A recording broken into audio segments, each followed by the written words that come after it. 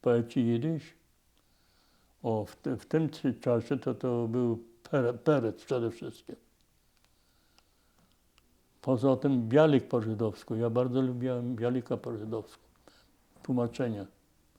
To nie było w programie szkoły, to nie było w naszym programie, ale chyba pod wpływem ojca czytałem Die Schritte Stott. Kto był ulubiony? Ulubiony był Bergelson.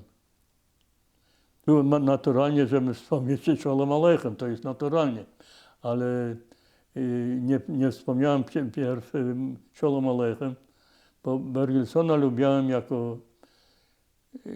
jako stylistę. Bo ja czytałem, ja już od młodości czytałem literaturę nie tylko, żeby korzystać z historii, z opowiadania, ale uczyłem się po prostu, uczyłem się pisać. Uczyłem się od niego, jak trzeba pisać. I jednocześnie czytając to, uczyłem się, jak on to robił. I z początku chciałem podrabiać, ale potem nauczyłem się nie podrabiać, ale czytając wszystko czytając, uczyłem się tego, jak to robić.